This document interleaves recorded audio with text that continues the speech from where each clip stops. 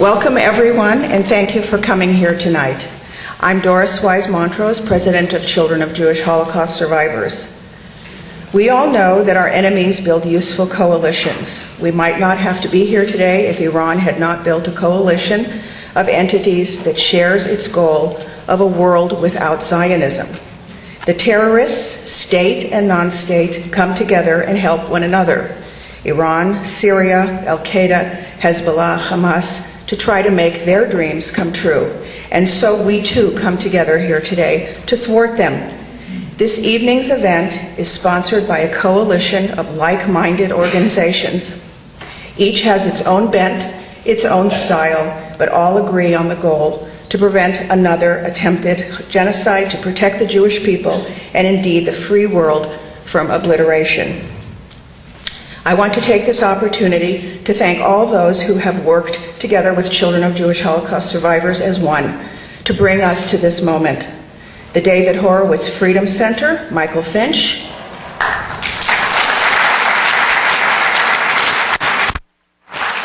One Jerusalem, David Goder. And Mere Rhetoric Media, Omri Sarin. Just as our enemies are bound together to seek our destruction, so are we bound together to prevent it. We are not here as fearmongers. We do not intend to make you afraid for our own purposes. But there is reason enough to be afraid. For the first time since the Holocaust, we face a very real concerted effort to wipe the Jewish people not off a map, but literally from the earth itself. There is reason enough to be afraid. For the first time since Hitler's Germany, the leader of a major country dares to lead chants calling for our destruction. Death to Israel, death to America. If he said it once, he said it 100 times. According to our enemies' own words, what they want is a world without Zionism. That means Jews. No Zionism, no Jews. That can and it will come to mean anyone in their way. Christians, Americans, even secular Americans, Europeans, even secular Europeans, and miscellaneous other infidels, other non-believers, anyone different, anyone at all in the way. And those Ahmadinejad cannot or does not succeed in killing, he intends to rule. Make no mistake about that. Within living memory of the Holocaust, there is reason enough to be afraid of it happening again. In these dire times, we cannot afford to pick and choose what we want to believe. We cannot know, on the one hand, that Ahmadinejad says he would have us all dead, and then on the other hand, choose not to believe that his country is preparing the means for our destruction. We cannot afford the luxuries of disbelief or denial, not when there is evidence. We cannot, on the one hand, know for a fact that Ahmadinejad considers Jewish life a cancer, and then choose to believe that he would accept the existence of that cancer, or that he wants to negotiate with that cancer, or that his demands to be armed against that cancer are only fair. People often say to me that if Israel has nuclear weapons, why not Iran? Is that not only fair? We are not children, and this is not a sandbox. This is the only life we have, and unless we are insane, we want to continue. Is there anyone in this room who does not want their children to live and their children's children after them? And so, if Jewish life is a cancer, then what of the other peoples of the world? You think they are safe? Do you think you are safe? Do you think that as long as we don't admit to a threat that we can pretend no threat exists, will that make us safe? Don't be ridiculous. We cannot afford to sit like children with our hands over our eyes and think that Ahmadinejad cannot see us. He doesn't need to see us. He knows exactly who and where we are. In these dire times, we cannot afford the luxury of living without fear of the weapons being built in his country, the weapons the world is allowing him to build. You don't want to be afraid. I don't want to be afraid. But if we are not, when we have reason enough, then we will not act. And if we do not act, chances are there will be no stopping it. Our very special guest tonight is a preeminent expert on this subject and the author of the new book, The Rise of Nuclear Iran, How Tehran Defies the West. Dr. Dore Gold is president of the Jerusalem Center for Public Affairs. He has served his people for decades as a research associate at the Moshe Dayan Center for Near East Studies, Tel Aviv University, as director of the U.S. Foreign and Defense Policy Project at Jaffe Center, also at that university, as foreign policy advisor to Prime Minister Netanyahu in his first term, for whom he also served with distinction as Israeli ambassador to the United Nations. The ambassador also served as advisor to Prime Minister Ariel Sharon, most notably at the Aqaba summit with President George W. Bush. He has led Israeli delegations all over the world and has debated some of the vilest enemies of Israel on earth. Just next Thursday, he is scheduled to debate none other than Richard Goldstone at Brandeis University. But perhaps Ambassador Gold's greatest honor lies in how he is described by the anti-Zionists. In Caroline Glick's newest column, she tells how a student activist at Brandeis is calling on his peers to silence Dore Gold's wildly pro-Zionist message by disrupting that debate. I assure you that anyone described as wildly pro-Zionist is a dear friend of the organizations here today, and we should all aspire to be worthy of such description. And so now it is my great honor to introduce you to the wildly pro-Zionist, diplomat, author, intellectual, advisor, leader, spokesperson, keeper of our narrative, and true guardian of Israel, Ambassador Dore Gold.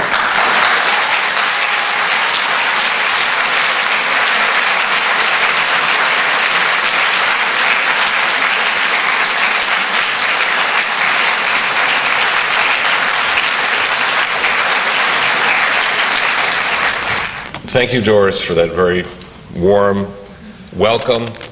I really want to thank the organizations that are sponsoring this special event. They are all listed here. Of course, the Children of Holocaust Survivors, which Doris Montrose heads, David Horowitz's Freedom Center, OneJerusalem.org, a very important organization which I have something to do with, and it's a website, actually. You can go in and get up-to-date information on developments in Israel, as well as a lot on the history of Jerusalem. And of course, Mirror Rhetoric, a radio program, as well as a great source of information on things going on in the Middle East. Well, I have a book, and it's called The Rise of Nuclear Iran. In order to, I think, get you into the book, since we're speaking about it tonight, I'd like to share with you an incident that I think probably motivated me more than any other incident in writing about the book to expand on the subject matter of tonight, to actually take upon myself the preparation of this text. The year was 2005. In fact, the year was 2006.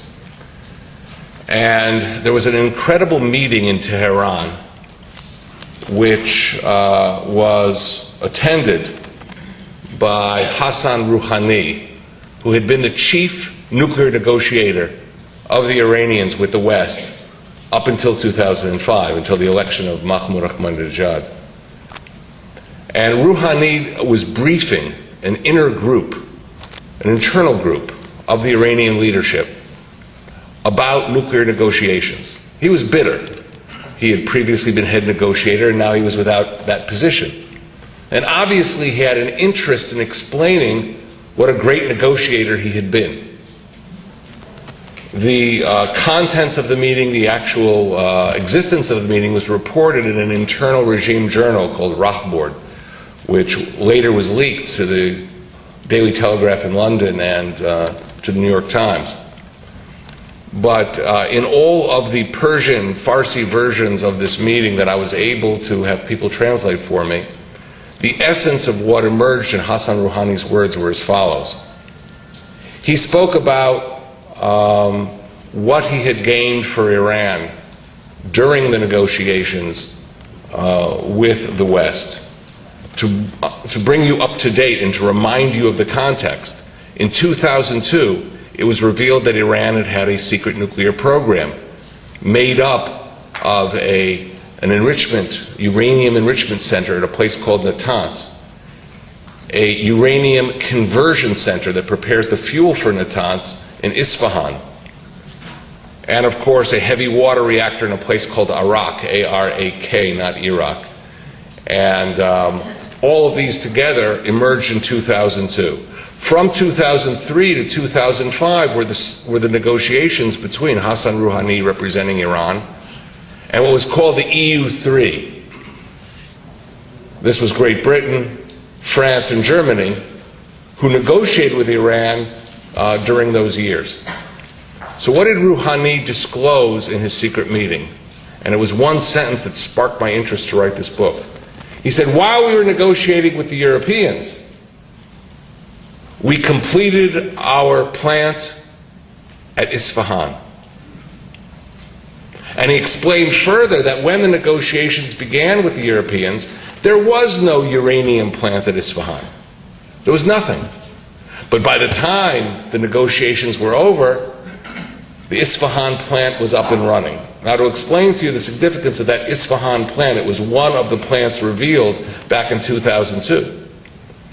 In the production of enriched uranium, whether for a peaceful nuclear reactor or uranium used to make an atomic bomb, there are three essential stages that are involved.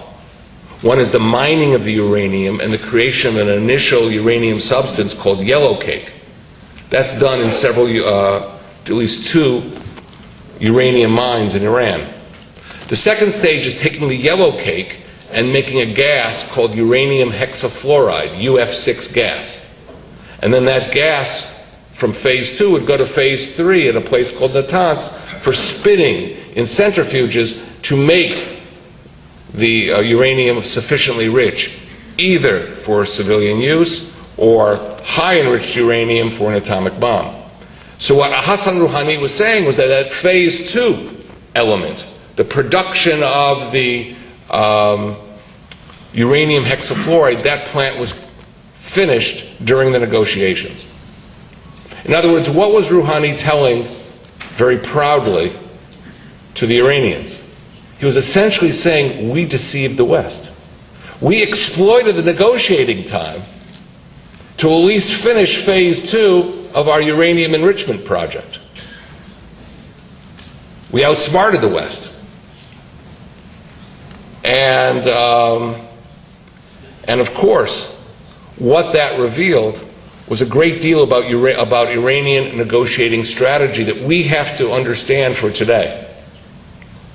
2 things were achieved by Hassan Rouhani. Number one, of course, moving the nuclear program along under the guise of negotiations. But the second thing he achieved, and this he didn't say, but anyone studying the period, and I mention this in my book, the second thing he accomplished was that he managed to fend off international pressures very effectively. As I said before, in 2002, that was when the secret nuclear program of Iran was revealed. You would have expected that within months, the entire international community would unify and act against Iran in some kind of serious way. Bring the case of Iran to the UN Security Council for violating the Nuclear Non-Proliferation Treaty, for hiding its nuclear program from those who were supposed to monitor nuclear developments, like the International Atomic Energy Agency in Vienna. But what did Rouhani's diplomacy succeed in doing?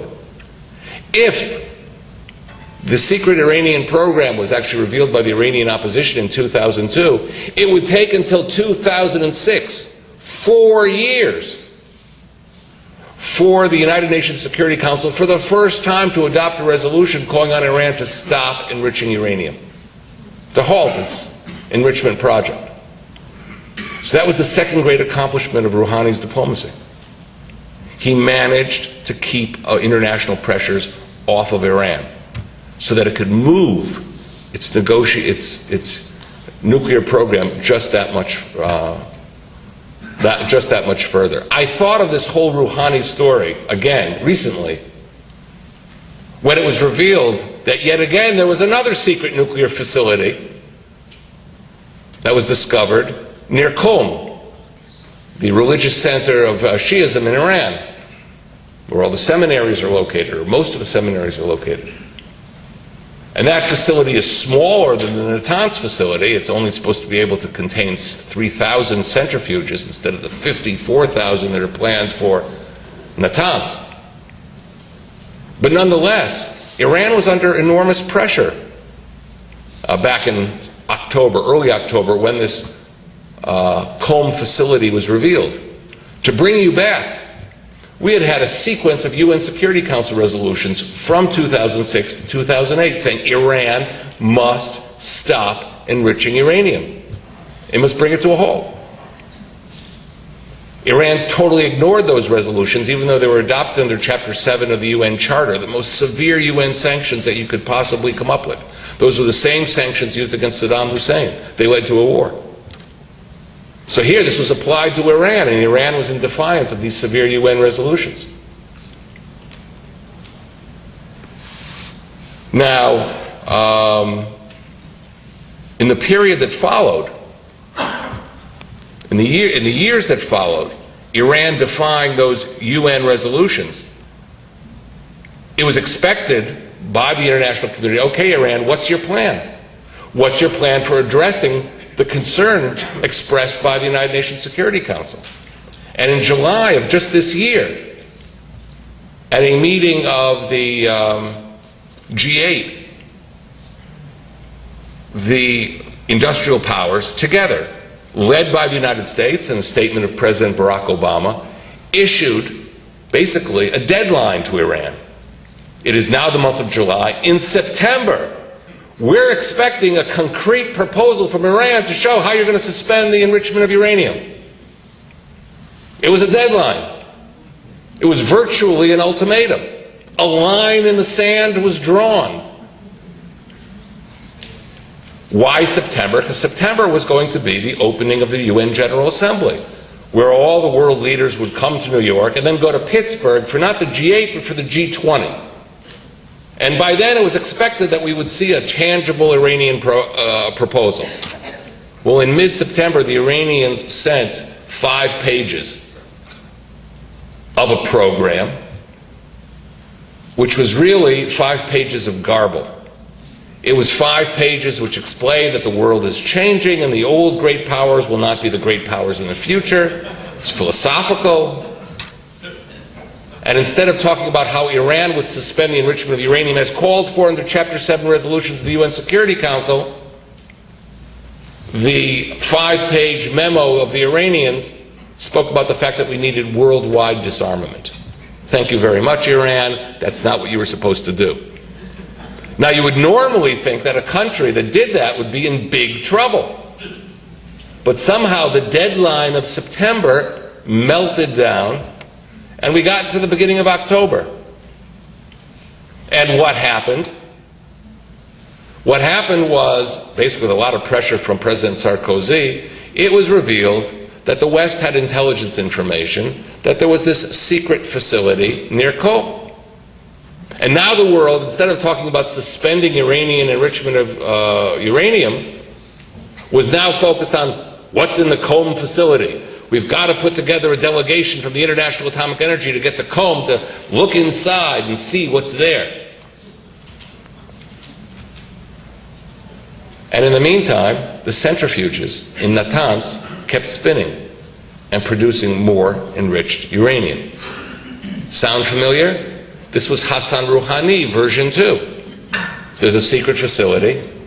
You create some kind of diplomatic process, and you continue doing what you were going to do. They melted down successfully the American and G8 deadline of September,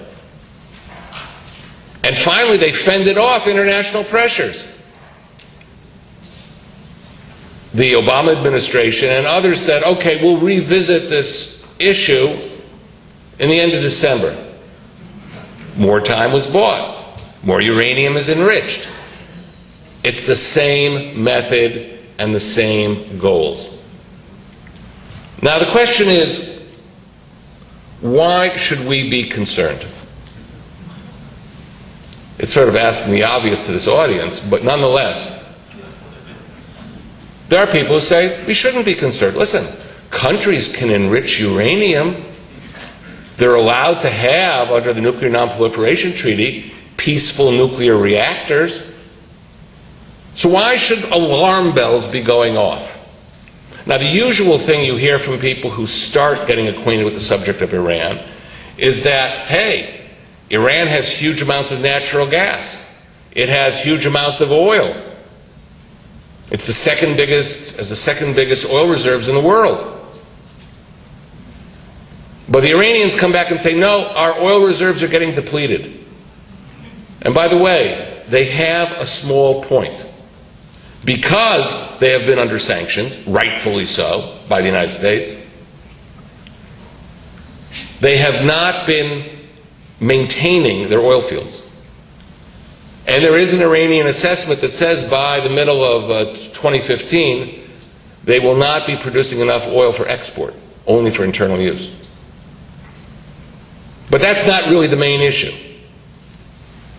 The main issue that should be a cause of concern is that while they have uranium mines for producing domestic enriched uranium if they want to, the amount of uranium they actually have in Iran in those mines is not enough for a big program for producing electricity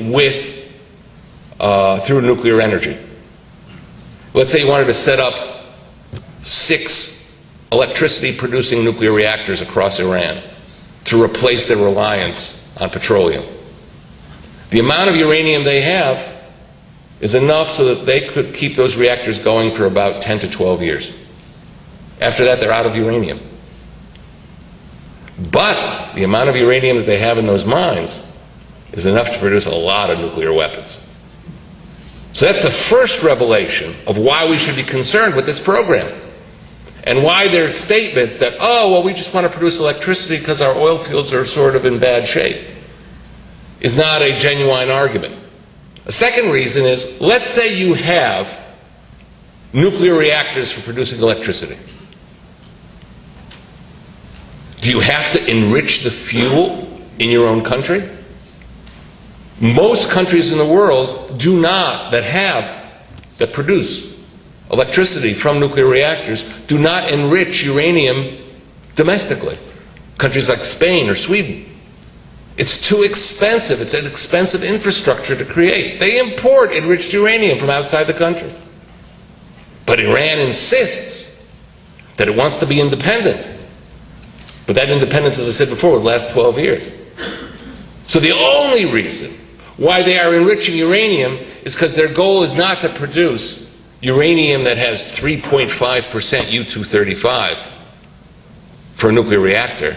Their goal is to get 90% enriched uranium for an atomic bomb. And that's clear to anybody who analyzes the program. That's why this business of enrichment is so significant. And that's why it's a concern. Now, in fact, their effort to enrich uranium is only one part of what they are up to. A full-blown nuclear weapons program really has 3 elements. One is the fuel, and that's what we're talking about when we talk about uranium enrichment. That's the fuel for an atomic bomb.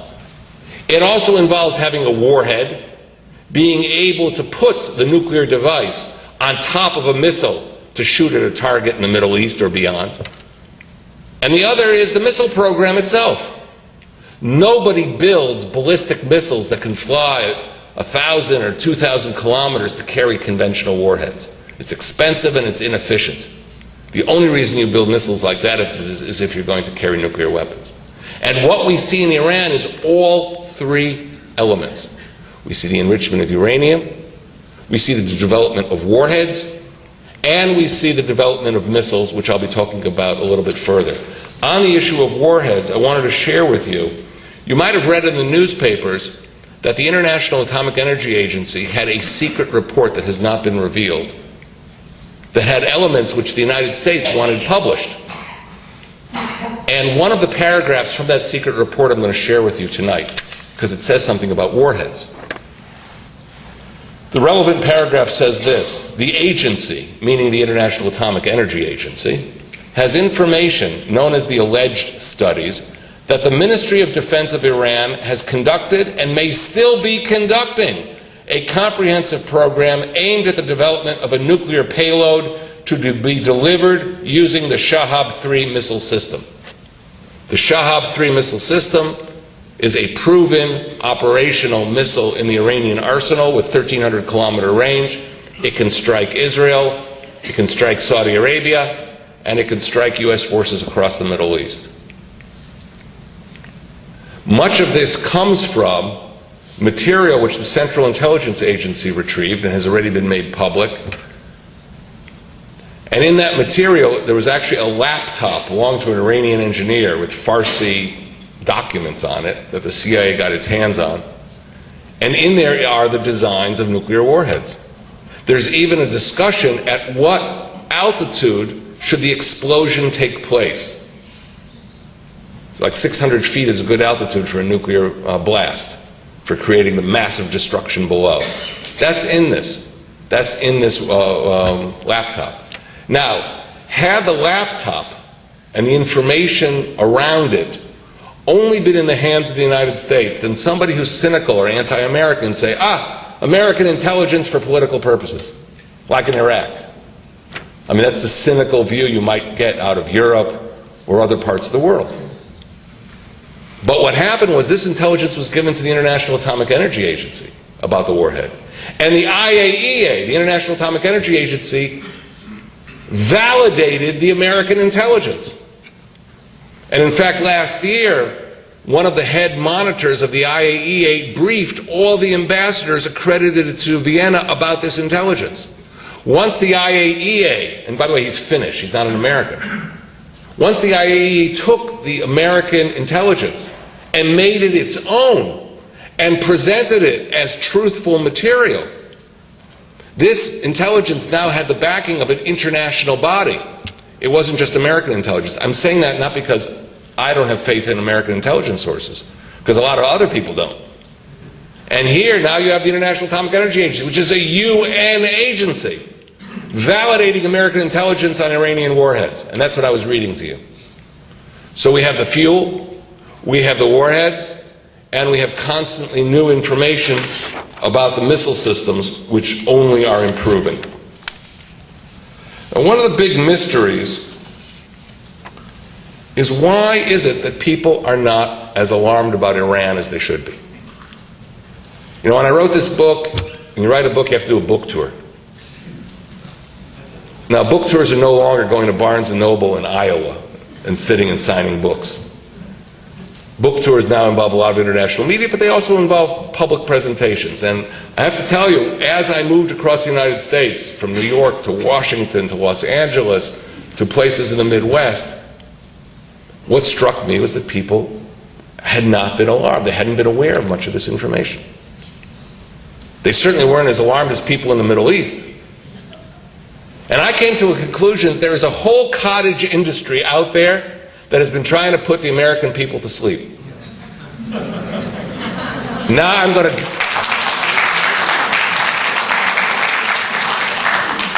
to give you some samples of the Ambien that you've been delivered. First was a document at the end of 2007 called the National Intelligence Estimate. It came out in December.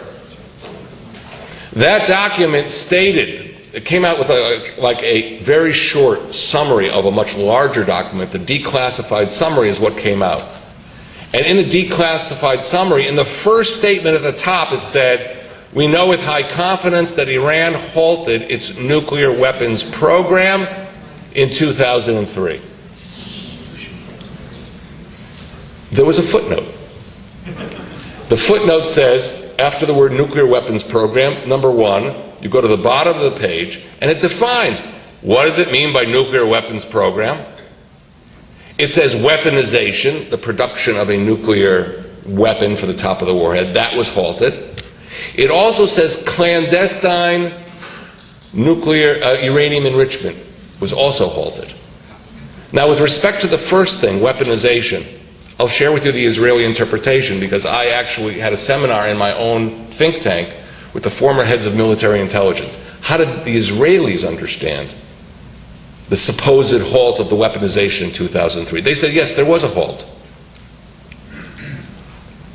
halt in 2003 from the Israeli perspective came about because the Iranians understood that some Western intelligence agencies had penetrated their program. So the logical thing to do is say, let's turn off that site and let's move it someplace else and then start it up again. And that's the Israeli interpretation.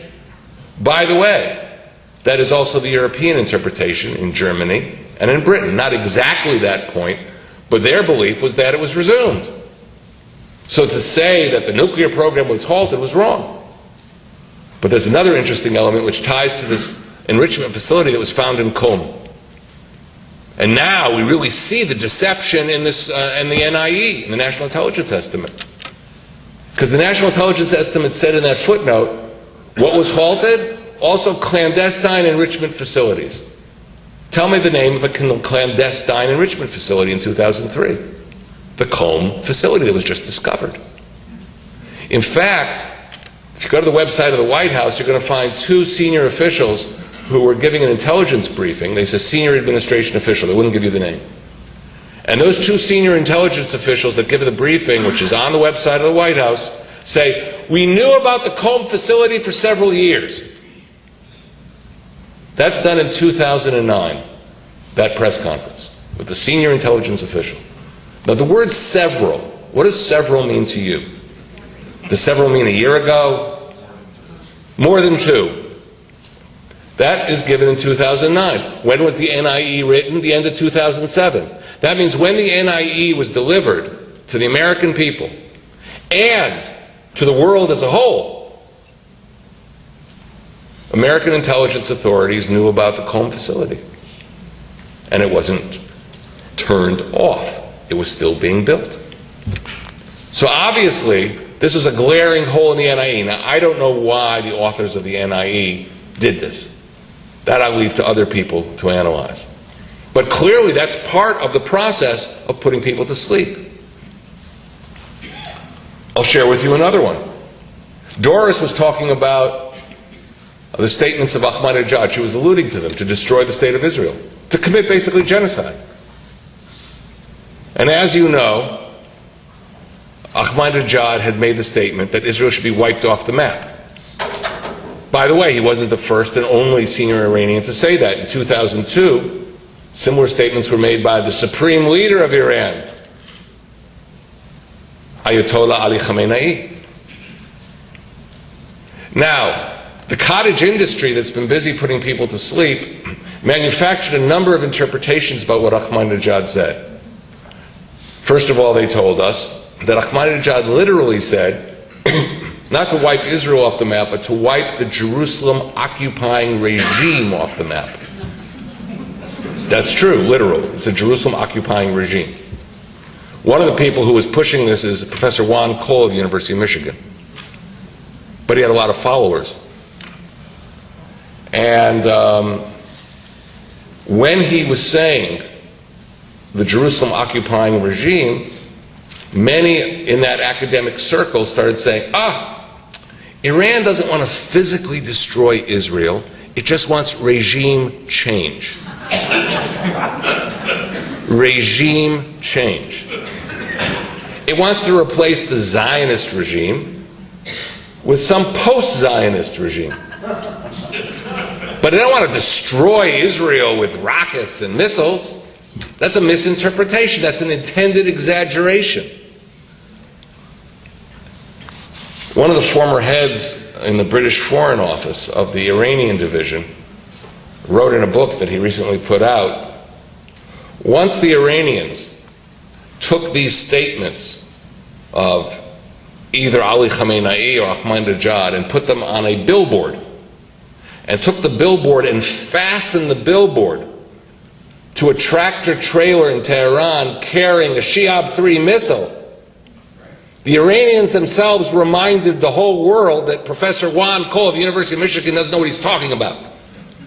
Because it was the Iranians who juxtaposed the weaponry with the intention, who wanted us to know when they say wipe Israel off the map, or wipe it off the pages of history, which is another variant of the same expression, they mean physically destroy with a missile.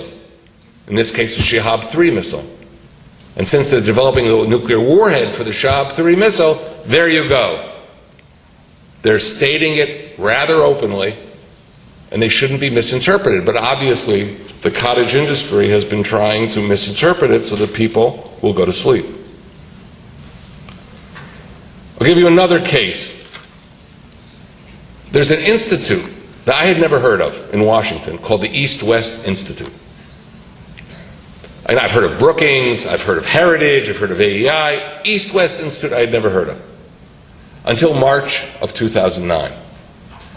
They put out a report, very fancy report, based on the collective work of a Russian and American team.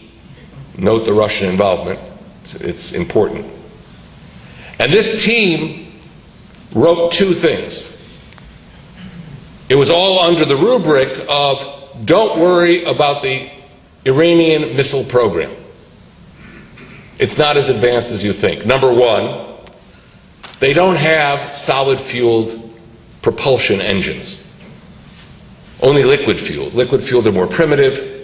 Liquid-fueled require long preparation time so somebody can see the preparation going on and maybe even destroy it before it's launched, as opposed to a solid fuel, which you push the button and there it goes. Don't have to worry. They're way back in the Stone Age of missiles. Moreover, they can't hit European territory. So worst comes to worst, this is a program dedicated to fight for Middle Eastern countries to fight Middle Eastern countries. This report of the East-West Institute got huge coverage. Big article in the Washington Post and a big article in the Los Angeles Times. This was last May. There was one problem with the East-West Institute report. The day after it came out, the Iranians test-fired a brand new missile, which was solid-fueled and had a 2,000-plus kilometer range, meaning it could strike European territory. In other words, the central assumptions that were put up by the East-West Institute about the Iranian missile program were proven wrong by the Iranians. Well, obviously somebody had a lot of egg on his face and had to do some quick explaining, but the damage had been done. The Ambien had been delivered. People had been put to sleep. I'll give you one more of these tidbits that perhaps these are my personal obsessions as a person who writes a book on Iran. But nonetheless, I have to say it bothered me, and it's part of the cottage industry. On June 1st of 2009, Newsweek magazine came out with a special edition. Special in the sense that it dealt with Iran for me. Didn't say special edition on the top. And in this edition on June 1st, there was on the cover was President Mahmoud Ahmadinejad, and underneath a statement, everything you know about Iran is wrong. I had just submitted my book to my editor for final changes, so I was a little worried, maybe I'm missing something. So I bought the Newsweek in an airport. And the main story, everything you know about Iran is wrong, was written by Fareed Zakaria. Fareed Zakaria is a talented commentator on American foreign policy. Used to be the editor-in-chief of Foreign Affairs magazine. Now he's associate editor of Newsweek. Virtually many of the cover stories are his cover stories in Newsweek magazine. He has a TV show on CNN. I don't know what the ratings are, but nonetheless, he's out there. And Fareed Zakaria, in his explanation of everything you know about Iran is wrong, there's a whole bunch of points. The point that I looked at, he said, you don't have to worry about an Iranian nuclear weapon. Why? Because the supreme leader of Iran, Ayatollah Ali Khamenei, issued a fatwa that nuclear weapons are immoral.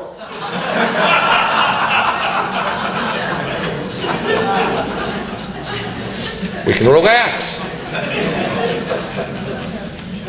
I had two connections of very good Iran scholars when I was doing my work. One was an Iranian American and based in Washington.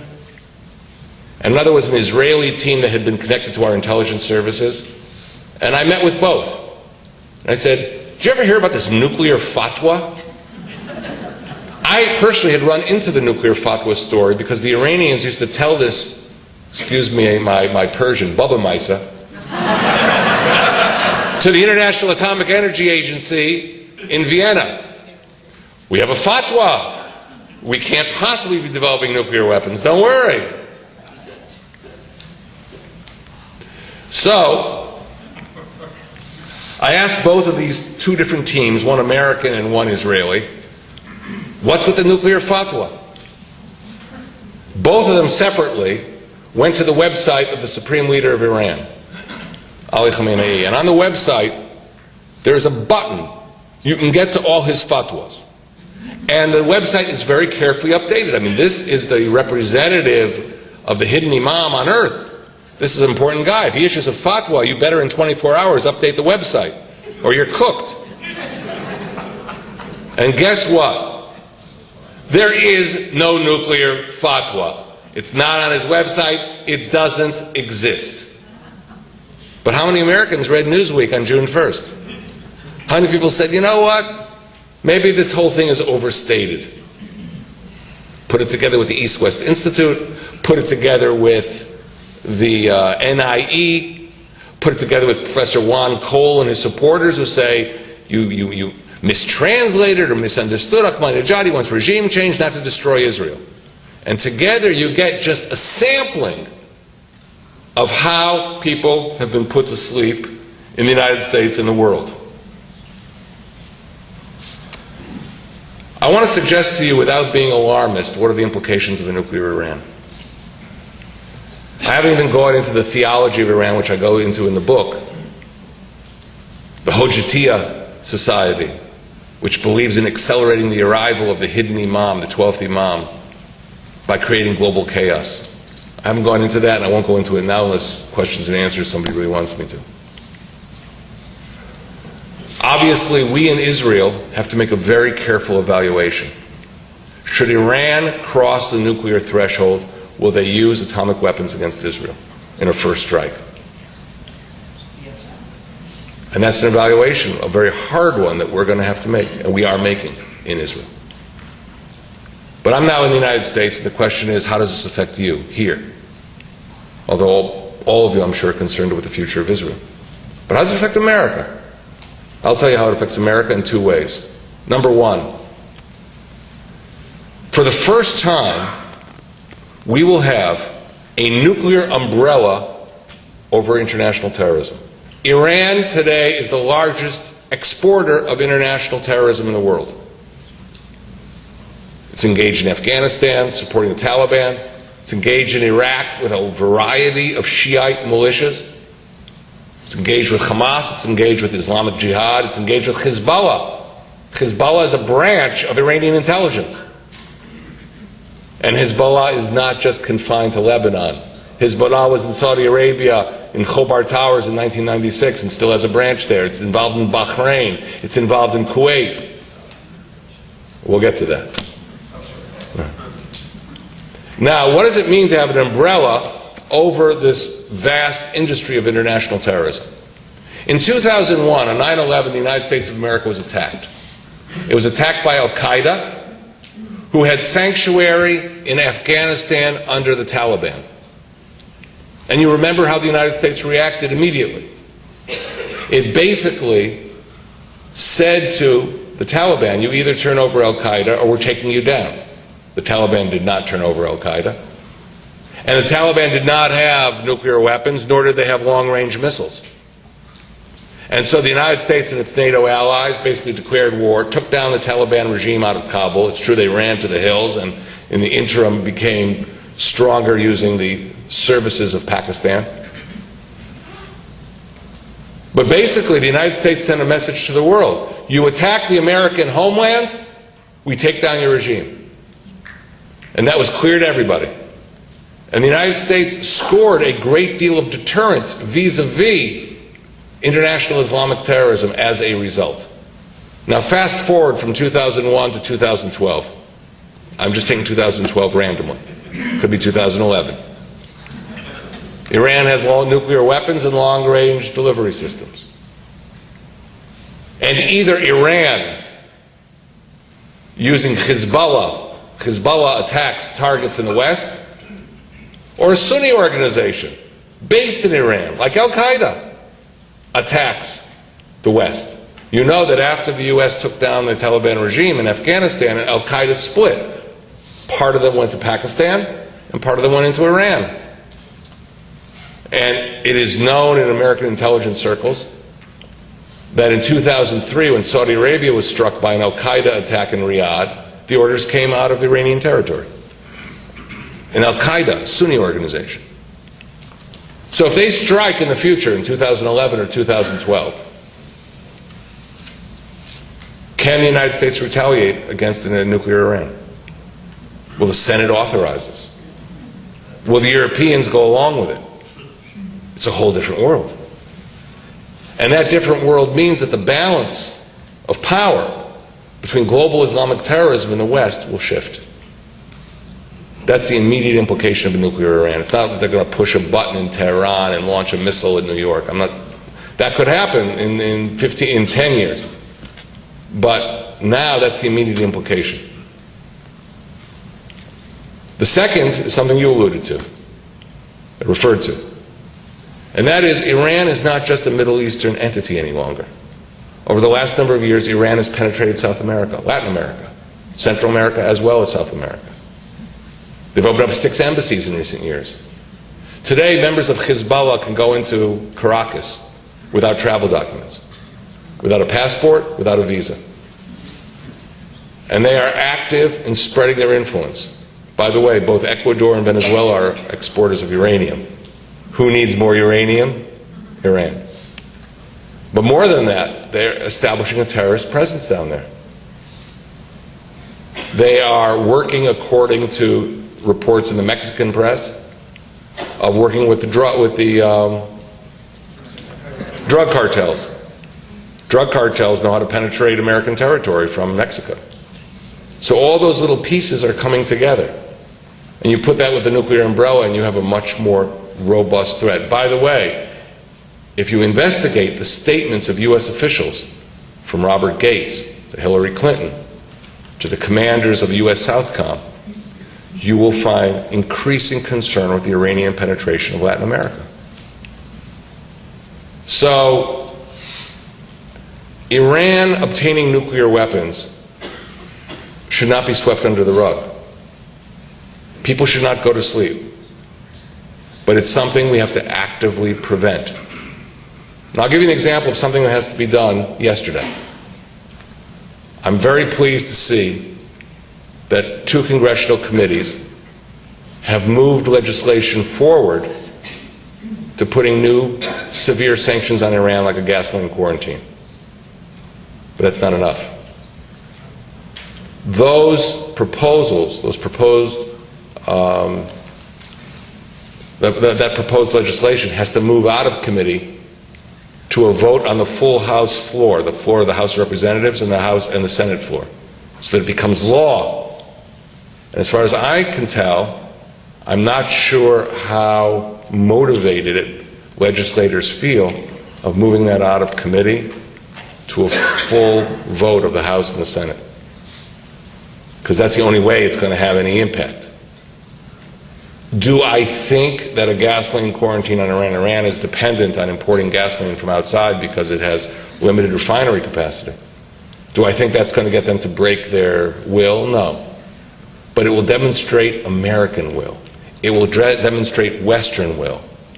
And right now, the Iranians can sit back, pat themselves on the back, and say to themselves, we know how to play chess, the West knows how to play checkers. They know that they have outmaneuvered and outsmarted Western negotiators, and they know that while America extends a hand, they have been able to basically slap the West across the face. Obviously, the security of Israel is directly affected on how the U.S. government and its Western allies behave in the weeks and months ahead. But it's also your security here. The Iraq War obviously has depleted the will in the West to face up to another Middle Eastern threat. And maybe it's hard for people to perceive that a global threat could come out of the Middle East. You know, you're used to, you had World War I, World War II, the Cold War. All the major threats to American security from abroad came out of European territory. Could a major threat to the future security of the United States come from the Middle East? There's a kind of, people dismiss it. Middle Easterners, it's not a European threat. There's almost a racist undertone to that. Well, people better wake up. Those threats could come out of the Middle East as they once came out of Europe. And therefore, it's time to wake up. Therefore, it's time to take action on Iran. And it is still possible to prevent the emergence of a nuclear Iran, but it requires taking this problem seriously and not trying to dismiss it with bad political theories, unfounded assumptions about Iranian weapons programs and intentions, and learning again how to defend yourselves. I'll stop here, and I'll gladly take some questions, if you have time.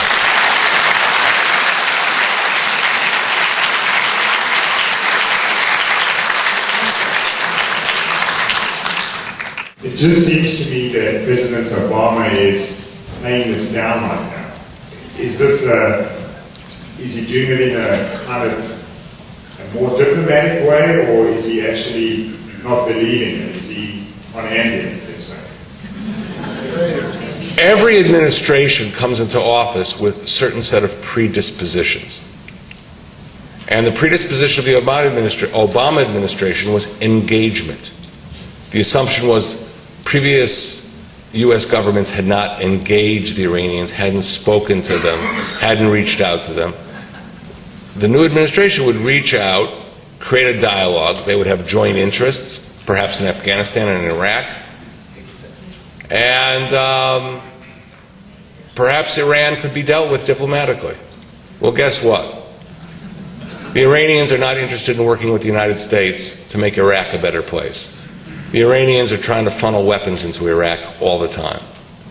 And while the Iranians almost went to war with the Taliban in 1998, they are now one of the big suppliers of weapons to the Taliban.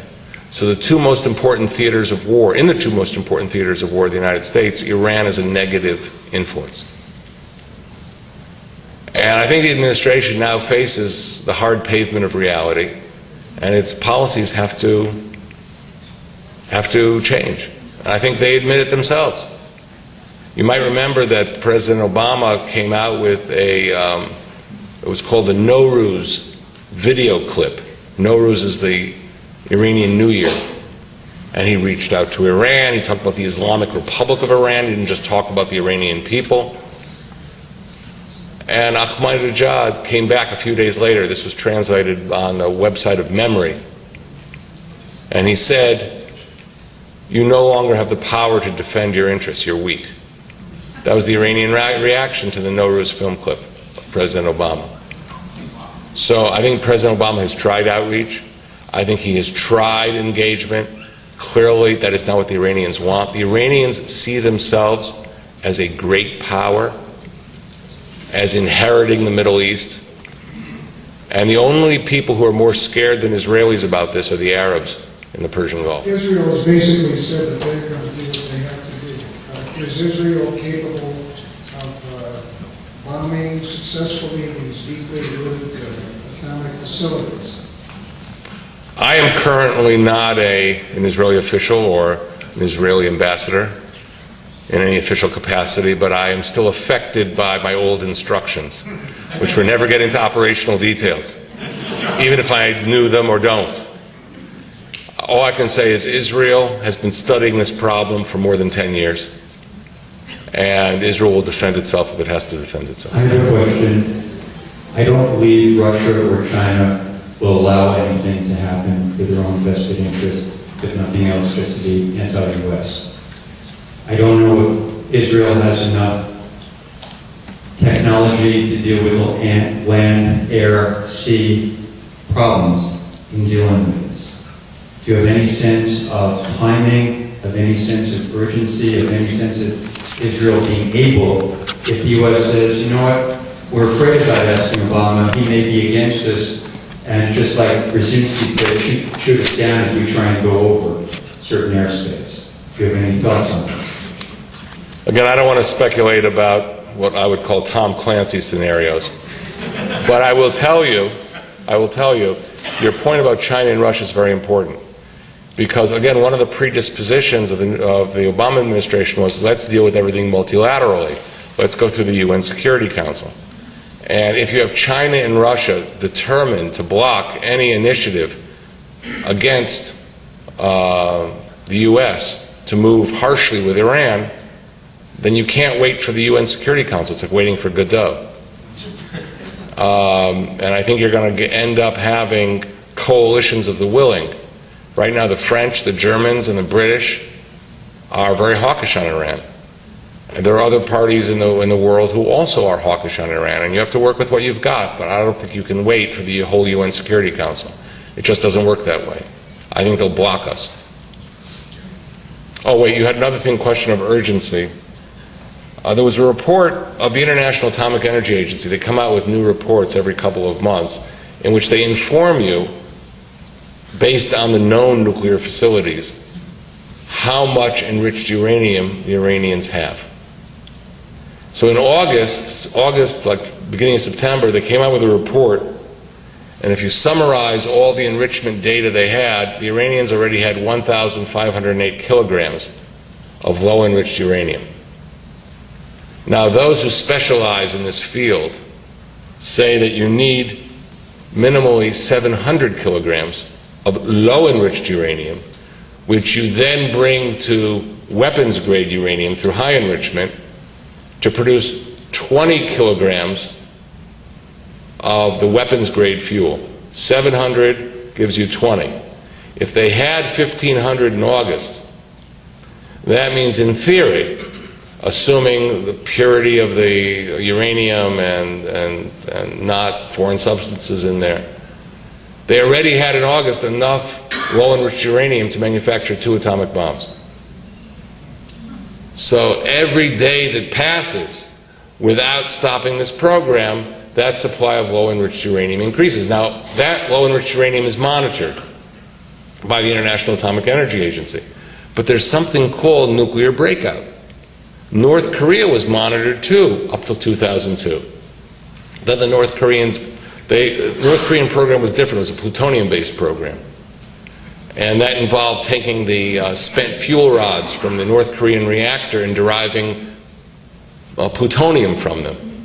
Now, the North Koreans in 2002 kicked out the International Atomic Energy Agency, tore the seals off of the spent fuel rods that the IAEA had put there, and within 4 years, in 2006, they had their first atomic test. It was a borderline test. There's some people think question if it was effective at all. But they did another test this year in 2009, which seems to be far more effective. Now, they say that Iranian observers were at both tests. Even if they weren't, they saw that North Korea could defy the international community, could get away with nuclear breakout, and live for another day. So the scenario I would be concerned with would be Iran testing the will of the West, seeing the West has no will, and then moving to nuclear breakout. And that's when they make the final sprint to take the low-enriched uranium and produce high-enriched uranium. That's my concern, and I think that's something we have to be very concerned about in the next year or two. But the other states are extremely, extremely concerned. In one of Bob Woodward's books about the Bush administration, there's a quote there of King Abdullah of Saudi Arabia saying to Bush, criticizing his conduct of the Iraq War and saying, "You're recreating the Safavid Empire." The Safavid Empire was the name of the Persian Empire in the 16th century, at which time the Iranians controlled Baghdad, controlled some of the Persian Gulf states, Arab states, controlled half of Afghanistan and a good part of Central Asia.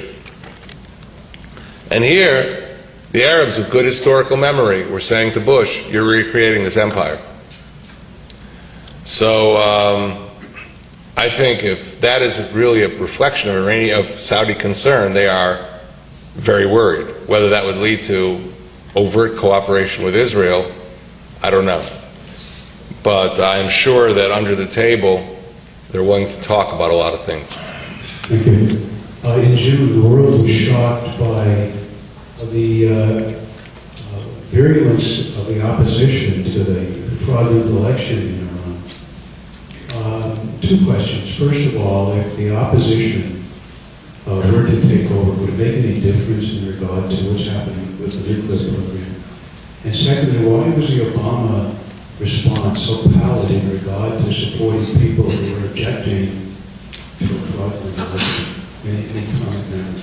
Let me just say this in response to your question, another question, and maybe other future questions. I wrote a book on Iran. I deal a little bit with the United States, but I didn't write a book about the political philosophy of Barack Obama. So it's hard for me to answer what their thinking was on this. Clearly, their momentum of their policy was towards engagement. That was the plan. We'd sit down, we'd have some nice exchanges with them, and they would learn to cooperate with us in Afghanistan and Iraq and limit their nuclear program. And clearly that has not happened. But it was very hard for them to let go of that predisposition when the June 12th elections occurred and the mass riots in Iran erupted out of the feeling that the elections were rigged. I think whatever the U.S. does in the future, it should not take measures to add legitimacy to an illegitimate regime, and should leave open the possibility, although I wouldn't want to give percentage chances of this, leave open the possibility that the Iranians themselves will take this regime down. Is it going to happen? The signs are not very encouraging. This is a regime that uses harsh, violent means against its own people. But I don't think we should close the door on the Iranian people. And therefore, the option of helping them, the option of broadcasting into Iran with messages of hope, and whatever the United States can do to encourage those people should be done, along with other Western allies. In the past, other large regional powers have used front countries to attack Israel. I know that your book concentrates on Iran with good reason. Do you see any potential for other countries to be using Iran, such as a power further to the north that equips Iran with missile batteries to protect nuclear facilities, enters into a mutual defense agreement with Iran and its neighbor Syria, works with Syria to deepen ports along the Mediterranean coast and so on? Well, you mean Russia? Yes, sir. My own interpretation of Russian policy is that when the Russians lost Eastern Europe, they looked to the Middle East as the only theater where they could reestablish their imperial status. And that's what they will continue to do. They will sell nuclear reactors and nuclear technology, missile technology, conventional weapons. But I think Iran has its own motivation to attack Israel. They don't need any Russian encouragement.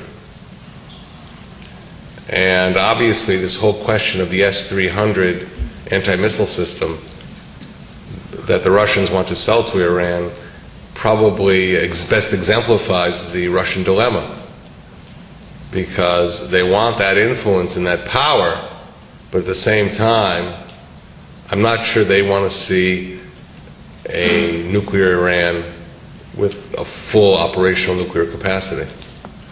And so you see all kinds of mixed messages coming out of Moscow on the subject.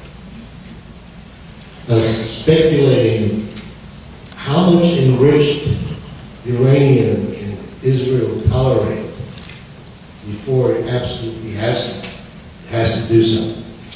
Again, that's going down the route that I don't want to travel down. And like I said, if you have Tom Clancy speaking, he'll do a better job than I will laying that out for you. I think Anthony Cordesman at the Center for Strategic International Studies has written on this subject. But I would prefer, as a former Israeli ambassador, not to speculate on military options. You've been sounding this alarm, trying to rouse people from the slumber. Yes. Do you have any reason for optimism? Are people waking up, or do they simply not have the will to recognize the painful truth that you've been describing? Well, you know, waking people up is a big job. And all you can do, at least in my position, is put out the argument, put out the information. And I know that my book has reached every member of the U.S. Congress. I know that my book has reached senior members of the Obama administration. In fact, I just received a thank you note from Hillary Clinton, whatever that does. I mean, I don't know whether the book is a doorstop or was read, but it seemed like a very serious note of appreciation. No, I'm saying that only because I'm not saying, oh, I have a thank you note from Hillary Clinton. I'm just saying it's a note that the book was acknowledged when it was sent to her. So, you know, it's a long road ahead to alert people to the concerns that I raise in the book. But I think there is a fundamental audience out there that understands that a nuclear Iran is a problem. And polling data I've seen done on American public opinion indicates to me that the American people understand this implicitly. The problem that we face, as in many cases, are elites that have different perceptions. But, you know, the first step you have to take in these kind of circumstances is to make your argument and to get your argument out there. And that's what I've tried to do. Well, we've seen you on TV. I was. You missed the show. What I can't understand. Do you intend to tell them that, contrary to what you may believe, no celestial virgins await assassins of Israel? But that if he tries very hard, he may win next year's Nobel Peace Prize. There is a present. Repeat the question.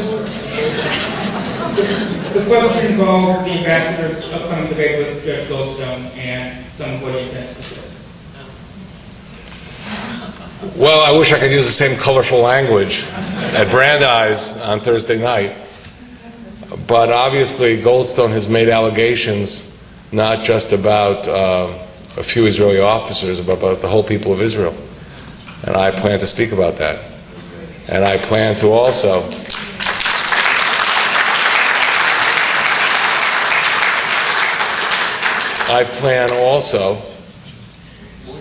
to expose the audience to definitive proof that shows that the allegations in the report are groundless.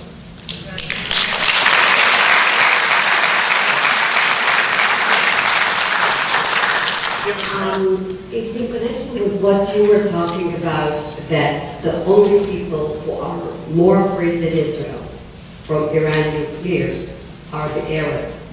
Wouldn't you say that the fact that we have now a more right government in Israel is decreasing our chances to get closer to the Arabs, since we do have a common enemy?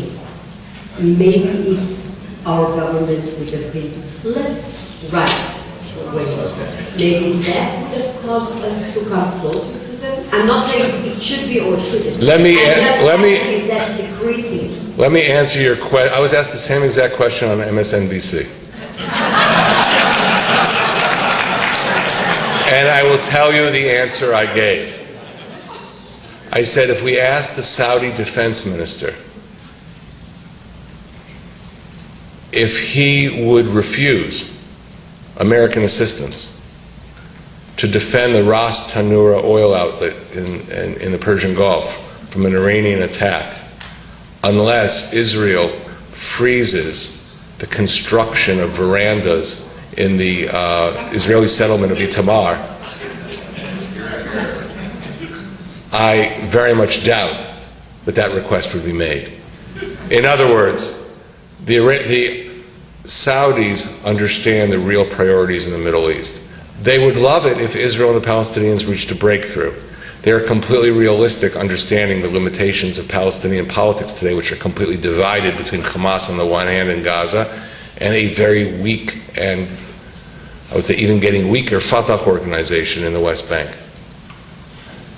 And when push comes to shove on these issues, meaning when the hard reality of an Iranian threat is facing them, I am sure they are not telling the United States, don't help us unless the Israelis make new concessions. The Palestinian issue for them today, they won't say this, but it is not the highest priority. Iran is the highest priority. And the way they express themselves is not through a press conference with Saud al-Faisal, the foreign minister, but by having the editor of Al-Sharq al-Awsat, a Saudi-owned newspaper in London, basically making these statements. I think I'll stop here.